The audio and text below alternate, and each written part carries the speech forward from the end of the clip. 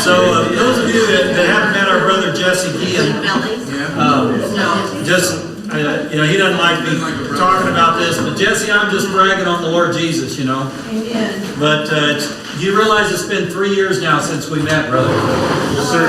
It's actually Jesse's fault that I met Harold and Katie that own the windmill here, because I was teaching about physical healing over at the Union Baptist Church here in town, and Harold heard about it. And the VA had told Jesse he was down to less than 2 months to live from this aggressive cancer behind his right eye. And so Harold brought Jesse over to our Bible study. Jesse turned his heart to the Lord, and we prayed for him, and the Lord healed him of cancer. And it was interesting because he'd gone blind in his right eye because of this aggressive tumor there. So he couldn't drive. He couldn't see well enough to drive at night. And so sometimes we were living in Casa Grande at that time. We'd come by his house. He lives over by the Central Arizona College, and we'd pick him up on the way. And we didn't pick him up this one night, and he was there. And I said, "Oh, who brought you?" And he said, "Oh no, I can drive at night now. The Lord healed my eye too." He didn't tell us. But, just Jesus being Jesus. And then of course, about 6 months ago, the VA said, "No, you got this cancer in your blood." I guess, is that right, Jesse? Blood infection, yes, sir. Yeah, blood infection, and it was cancer there. And they once again gave him just a few weeks to live, and again the Lord healed him. So even though he's still got some physical problems, this guy is a walking miracle here of the grace and the mercy of God. To be honest with you, just to keep you updated, I had that uranium in my blood from the Middle East, and there's no cure for that. You got soldiers dying left and right, because of that, and it was affecting me pretty bad, especially this past 2 weeks. But I kept my faith in the Lord, and I quit going to those treatments and all that poison that they were trying to give me. And you know what? I was able to make it here tonight. I thank the Lord. So. Amen. Amen. Praise the Lord. Amen. Rejoice in that. He did tell me about the conversation he had with the doctors, because everybody that had been in this dive and in this area in the water where he was in the service, they were all dying, and he had the same symptoms. And he said, "This is how it progresses," they told him. And so when he was getting better, they brought him in and said, "Well, we want to know what you've been doing." He said, "Well, I go to Bible study, and I read the Bible, and I pray to the Lord." And they said, "Oh, well, that's nice. That's nice. But what have you been doing?" He said, "That's it. No, well, that's great. We're glad you have faith. But what have you been doing? Because you're getting well, and all these other guys are dying." And he said, "It's just Jesus." Isn't that awesome? Yes, Jerry? We've believed in the Gerson therapy for years. This was before we were even saved Christians. But it's a natural diet and, detoxing. Anyway, long story short, the lady's written a book. Her dad's the one that created the whole thing almost 100 years ago. And it's a 100% cure for cancer, by the way. But anyway, she said the patients who pray, she just puts this in her book, the patients who pray regularly get better a lot faster and have better healings than the ones who don't. Praise the Lord. She would know. The people in the medical field or in the nutrition field, the ones who really have understanding, realize we don't understand a whole lot about how our human bodies work. But they do all know, those that are willing to humble themselves and admit it, that people that look to God, a lot more happens for them than people that don't. And I understand that even some of the medical schools now are doing classes about the benefits of people who look to God for spiritual help. And of course, we've been eyewitnesses to that. We have so many people here that have testimonies of things the Lord has done miraculously for them. So God is faithful, and we just give Him thanks and praise. And we're going to keep right on asking. Jesse, do you have? I like to tell a testimony that this happened to me that just blew me out of the water, if I may. Sure, you bet, brother. Anyhow, folks, I was in the Special Forces for 16 years at SEAL teams, and at that time I didn't know what God was about. I didn't care at that time. I didn't know He was actually Him that saved me and was there all the time. Anyhow, about 3 weeks ago, about a month ago, the VA had stopped my benefits. and my ID and everything, and it was myself, and there was 1,200 veterans in Arizona that got affected. They lost our records, so we had to prove that we were veterans. I thought, well, that's hands down. We'll go back and get our DD-214, come back and show they can try ID and come back and get our treatment again.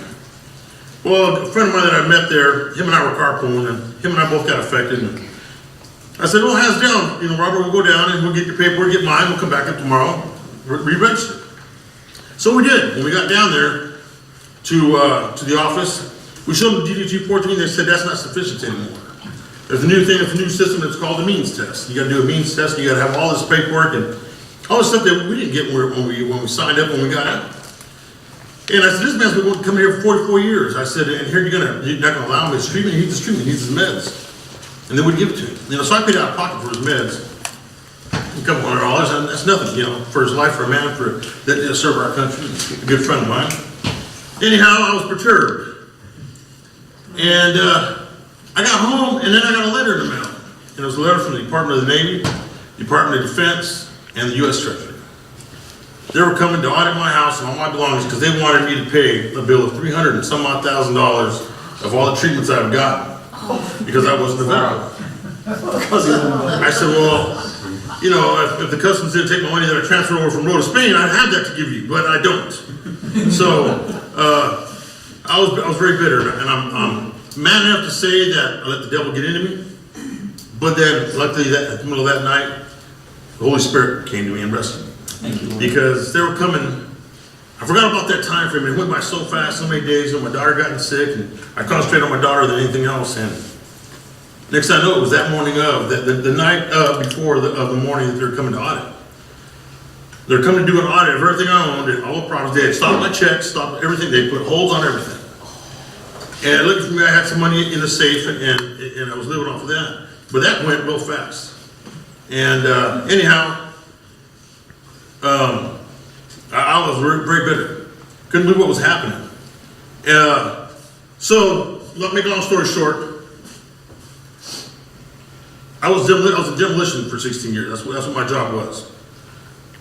Well, I was setting up that house. I set up that house and I set up that property to abolish everybody that came that morning, and myself.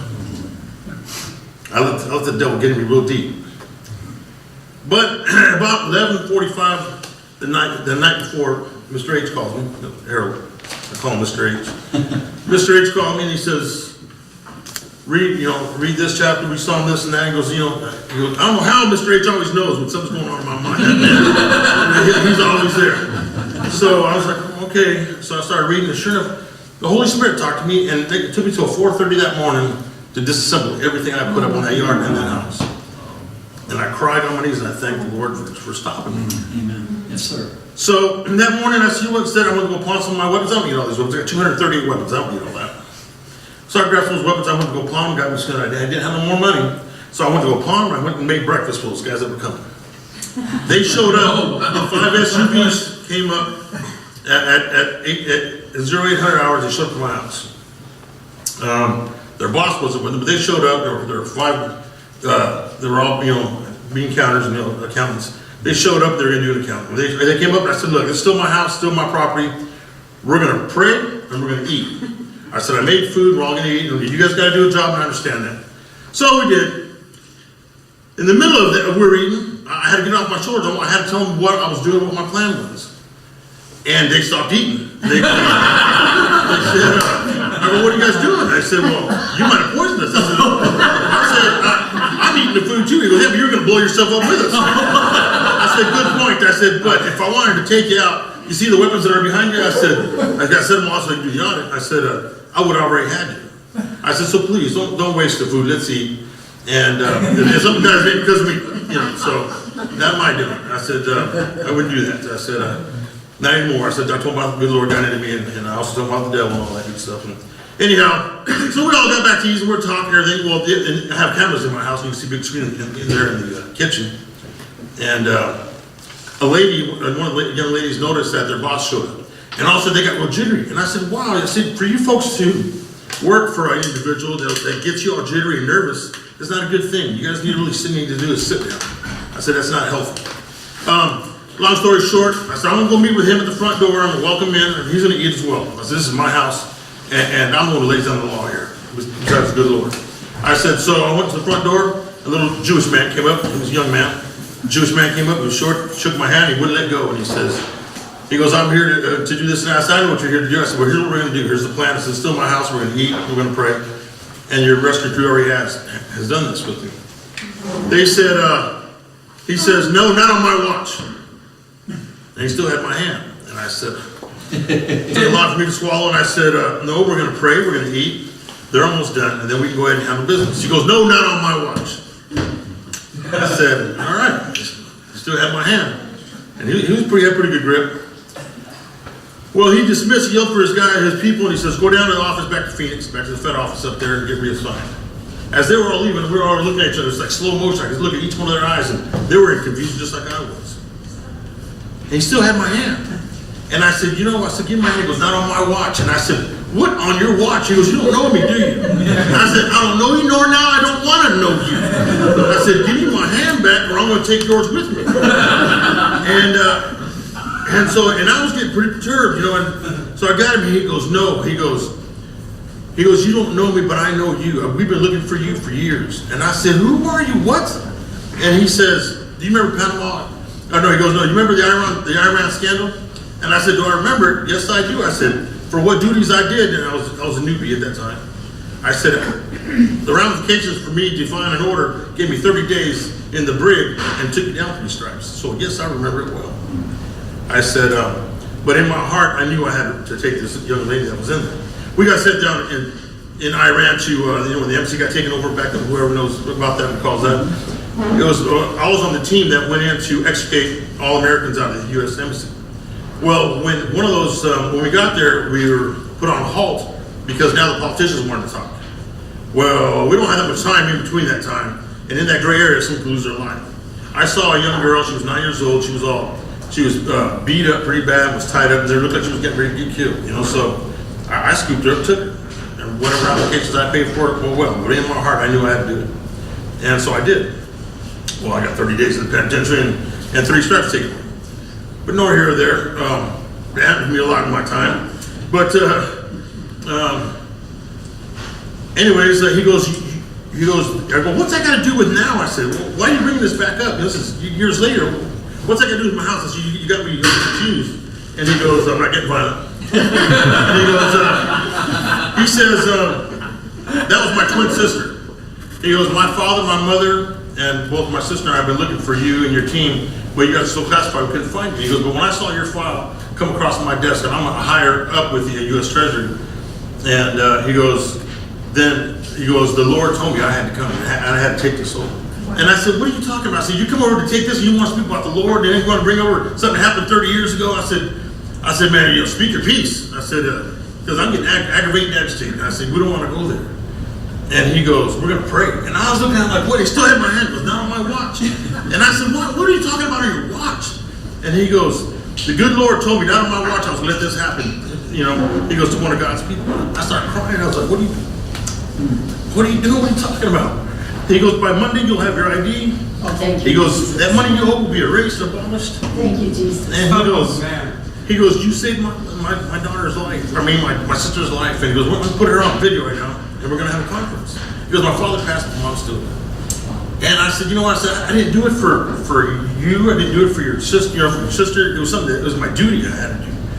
That I swore to. And he says, nor here or there. You didn't know it, but the good Lord was in you.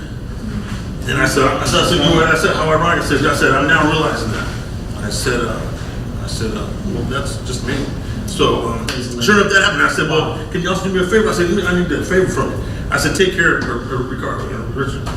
I said, take care of him because he needs some medicine, more than me. But he took care of both of us. So Wow. It was just amazing. So I'm just saying that the ramifications that come back in later in life, good or bad, but have faith in the good Lord.